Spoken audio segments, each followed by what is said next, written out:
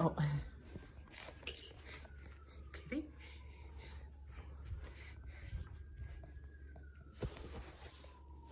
Hi there, my name is Samuel Carter, and today I will be speaking to you about gentrification.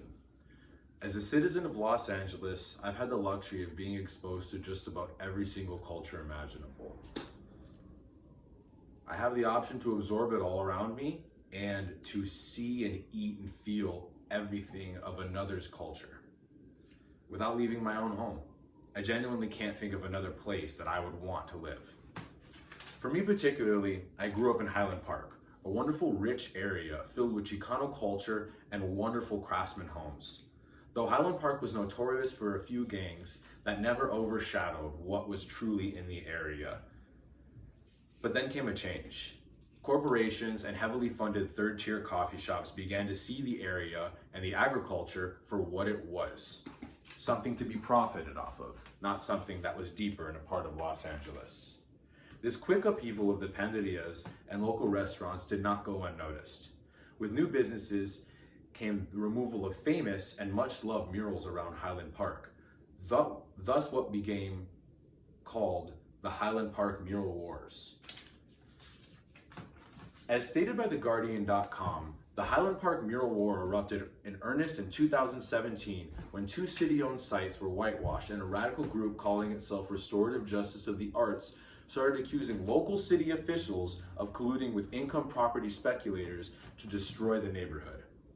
This act, in which our local city officials were called out, brought serious attention to gentrification as an issue and not something that would help.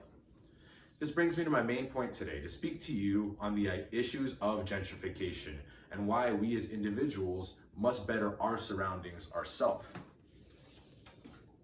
Now, understanding the threat to the common man that gentrification holds can not only shed light on those problems, but also give empathy for those who are dealing with it. What exactly is gentrification, and why would the idea of bettering a neighborhood be a bad idea? When we look at gentrification from a distant view, it seems great. Go on, find a cheaper area that's happening, and enjoy yourself there. But this shows that the only way the city or those who help get involved is if there's money to be made. This bettering that occurs is only with ulterior motives, and this seems like a slap in the face for those who existed in that area in the first place. Thus begins the start of displacement for those families who initially resided in the area. As stated by Georgetown law, as property prices increase, the original residents of the neighborhood are forced out in a variety of ways. First, with an increase of the prices of the buildings. The gap between the prices of the buildings and the income for the landlord gets from renting the buildings out grows bigger. Landlords thus increase rent prices, which forces out low-income residents. This is a passive way to move people out, and it's not very easily challenged in the court of law. Aside from those methods to remove them, the overall area itself becomes very hard for the residents to remain. According to Winnie Tam Hung of UC Davis, even when the living spaces in a gentrified area become residential, the developers attract new residents with higher incomes because of the services and amenities that improve in conjunction with the increased costs. Now, understanding these methods used to displace, we can see that this occurrence is a genuine issue. Now, let's discuss what this brings upon people. I can't truly imagine losing my home, and I don't think many can, not until they are faced with it. But this visible loss can occur in many other ways that can affect those who are safe and snugly at home. Highland Park in particular was an area that was affected in the arts. We were in a city that allowed for graffiti to be done in the parking lot. And upon this gentrification that occurred, murals that reflected on the city in the 90s were immediately covered up. These murals and those places were an outlet for people. As stated by Wendy Newell of the Boulevard Sentinel, several murals that were painted in Highland Park in the early 1990s were part of a public art initiative that began after the aftermath of the Rodney King riots. Sponsored by then council member Mike Hernandez under the Re-Wing the City of Angels, they were intended to unify the city in part providing a creative outlet. Now, why would anybody want to remove a creative outlet? To add fuel to that fire, there are even factual cases of city officials giving okay on these walls deemed illegal.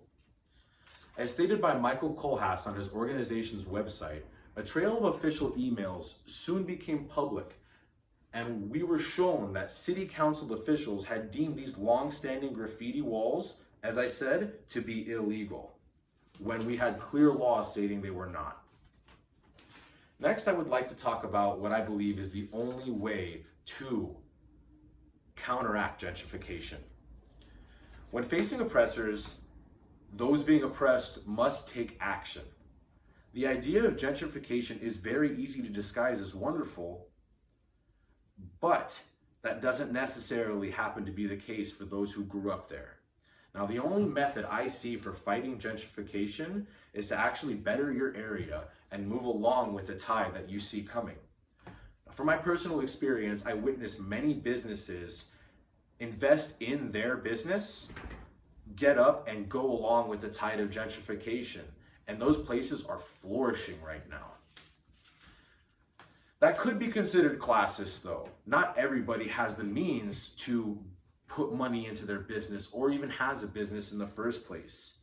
But I don't entirely mean business. I mean getting out, going to council meetings, organizing events that involve feeding the homeless, actually caring for your general surrounding and your well-being. This sense of community reflects on the youth, which reflects on the ideals all around us and can help create mental security, physical security, and overall emotional well-being in the area. Thank you. That's good.